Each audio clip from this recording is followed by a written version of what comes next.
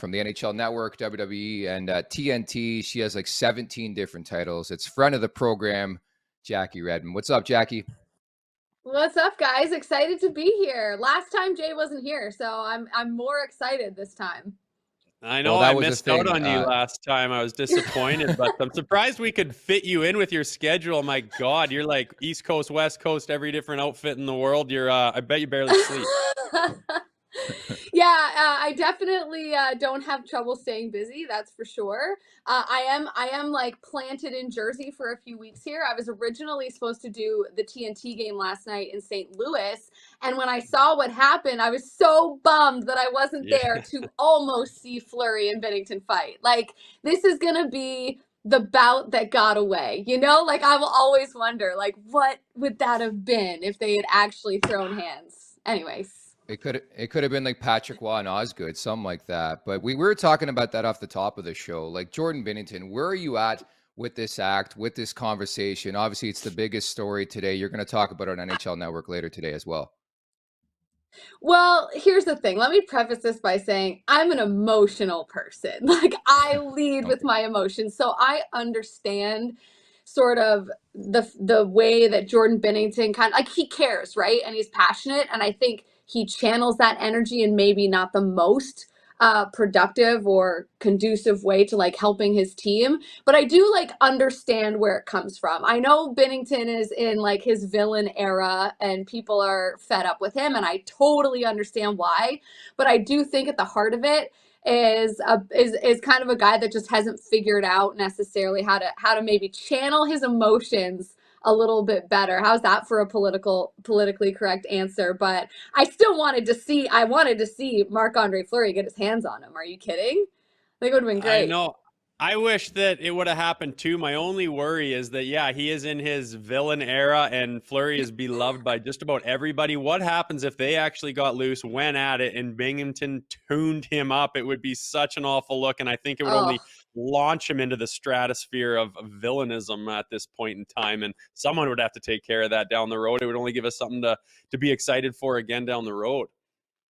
The hockey universe would have been devastated to see the flower go down to Jordan Binnington. Like, that would have been like a heart crushing loss to see him lose to Binnington, because I think he's probably the most like liked guy in the league, I would say. But silver lining to that is like, if Fleury got dinged up a little bit, then the Minnesota Wild would rightfully start Philip Gustafsson in game 1 of their series. But I won't go down that road on how I feel about that.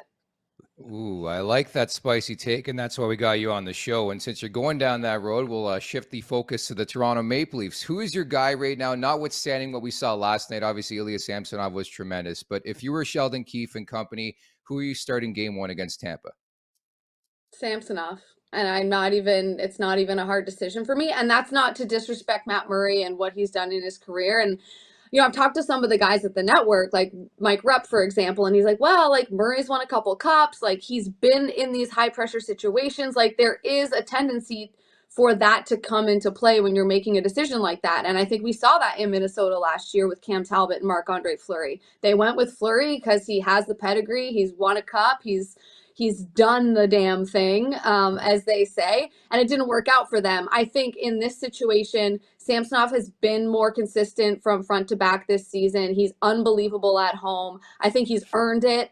And mostly, and I said this last year in the Fleury-Talbot situation, and I would say it in the Gustafsson-Fleury situation as well, is that if you start Samsonov and things don't go well, I think it's easier to pivot from Samsonov to Murray, who has dealt with high pressure, who has been in that situation, who's been around longer, has more experience, than it is to start Murray. Things go wrong, and now you're like, oh, Samsonov, I know you've never won a playoff series, but can you save us? Like, I just think it's about the pivot. And I think when you set yourself up with, the guy that's earned it, but the guy that's been better, but also the guy that's maybe a little less experienced, if things go well, amazing. If they don't, you're turning to somebody that's not going to be overwhelmed by the position that they're in with the team down 2-0 or 3-1 or whatever it might be. And I think we saw that with the Caps when they won the Cup, right? Like, Braden Holtby didn't start game 1. He finished it, but he didn't start, and he was ready when they needed him. Yeah, that's a good point. It's easier to go from Samsonov to Murray than Murray to Samsonov. If you start with Murray just because he's got the experience level, it's a tougher look, and then you're putting all the weight of the world on the shoulders of a guy who doesn't have the experience, which is more difficult for sure. And let's not forget about Yeah. where Murray got his experience from. He was the guy who was unproven, who went into the playoffs and went and Good got the point. job done. It's not like it's impossible to happen. You put Samsonov in there, and he's playing the hot hand right now. You'd be crazy not to. Maybe he takes you the distance, and he's your guy going forward. And then you got your reserve tank of a guy with all the experience back there. It makes the most sense to me, especially when Samsonov is playing as well as he is right now. Yeah, I think too, like, we're kidding ourselves if we think we're not going to see both of these goalies in the playoffs for the True. Leafs. It's Yeah. like, if they don't get out of the first round, maybe we'll only see one. But I think if they do get out of the first round, and I feel good about that for the Leafs this year for some reason, then I think we're probably going to end up seeing them both anyways if they plan on going on a long run, because they just are in more of a tandem situation, and they're going to be going up against beasts in the crease if they're going to advance, right? I mean, you've got like Allmark waiting, Shesterkin probably, maybe a Freddie Anderson who's got his own things to prove. But like, I just think you look at the goalies in the East, and there's a lot of high Sorokin if the Islanders surprise. Like, there's a lot of good goalies the Leafs are going to go up against.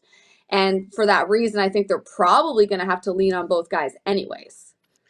You forgot about Goliath, Andrei Vasilevsky, who to me Yeah. that has to be the biggest Well, story of this listen, pending I'm series. just already booking the Leafs into round 2. Don't worry, it's fantasy booking. Don't worry about it. Yeah, it's like you work in wrestling or something, and it's not scripted. Your feeling, Jackie. You talked about this feeling. You're manifesting this feeling. Why does this year feel any different for you? You know, I kind of like hate myself for it because last year I was uber high on the Leafs. Like, I thought the Leafs were going to beat Tampa last year. I thought they played really well, save for game 4. I said this, I'm not just like, this isn't like me pumping my own tires, but after game 4 where they were in Tampa up 2-1 in the series and they blew it, and I mean blew it, like got blown out. I think that was the game that ended up 7-3 or something like that. Yeah. I was like, series over, because now it's going to go 7 and Tampa's just done it before. So I thought the Leafs could have beat them last year. I think the Leafs are way better of a team this year than they were last year. So I just feel good about it. And I think Tampa too, I know this is sort of a tired narrative, but this is the 4th year that they're trying to go on a deep run. And I just think over time, with a goalie that plays as much as Andrei Vasilevsky plays, like, I just think there's going to be moments in the series where they just can't find that extra gear. And I think the Leafs are in a position this year to actually take advantage of that, especially with Ryan O'Reilly back in the lineup when they're deeper up front and they have guys that can. I guess what I'm trying to say is I think they're going to be able to pass off better shifts this year in a 7-game series, and over time I think that they're going to be more competitive against Tampa, and they could have beat Tampa last year. So I just think the Leafs are, it's time, like, they are going to win in the first round. I don't know if they're going to go deep. I don't see them winning a Stanley Cup, but I do think they'll get out of the first round. Yeah, I agree. That's well said, especially with how Was I deep they are making this sense year. there? Because I felt like I was rambling.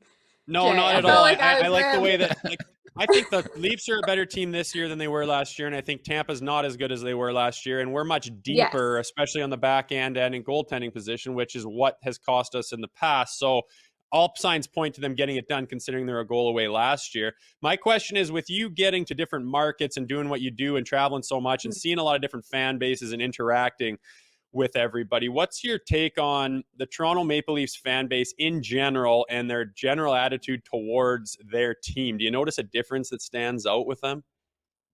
I would say, I mean, I think that the Leafs fan base somewhat lives up to its reputation. I think that we are, and I include myself in this, and I have no shame about that. I think that we are a dramatic fan base. I think that we live and die by every single thing that goes right or wrong, no matter how small or big it is.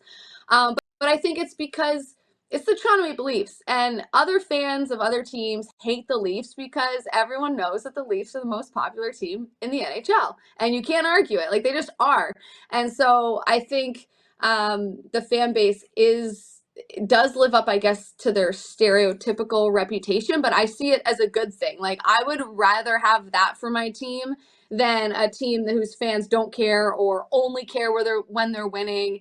Like, the Leafs fan base is so dramatic that every year for the last 6 years, they've been like, I'm done. I'm not watching anymore. And like game one, they're like, what's wrong with Austin Matthews? And I'm like, I thought you weren't. Like, my sister said this to me last year, and I was like, Marcy, settle down. You will be dialed in game one with all your opinions on the Leafs. So I don't want to hear that you're not watching, but I just think it's the most passionate fan base in the league. And as much as it's dramatic and there's been a lot of heartbreak and failure, I just think the fact that the Leafs are still as popular as they are and still selling out and still remain top tier in terms of fans tells you everything that you need to know about the fan base. They're loyal. I mean, come on. This is like a long-term relationship for most people that has just been like betrayal after betrayal. And like, you're still there. Like, I know you're still the one. Like, I know that we're going to reach the mountaintop and I'm going to stick it out with you. So yeah, I think Leafs fans are great. And I think too, like, other fan bases being around, Rangers fans are super passionate. Penguins fans are super passionate. Hurricanes fans are like underrated in terms of their passion for their team. I just think for Leafs fans, we have that history, as complicated as it might be. Yeah, it's very complicated. Also, a very sensitive fan base. I guess I made the mistake a couple months back of tweeting Austin Matthews in a Coyotes jersey, and it got some publicity on social media and some pissed off people, but whatever. Matthew Nye, speaking of which. Pittsburgh fans are sensitive. They're going to come for me for this, but Pens fans, oh my God. You guys have won so much in the last 20 years. Relax. What happened? Relax. They just... You don't talk about us enough. We don't get our flowers. Oh my gosh, you guys, we don't get enough attention. I'm like, the Penguins don't get enough attention. That garbage out of here. It's nonsense. It's nonsense. Every fan base can make that excuse, right, Jackie? But you're the best. Appreciate the time. I know you have a very, very busy schedule. Thanks so much for doing this, and we'll talk soon, okay?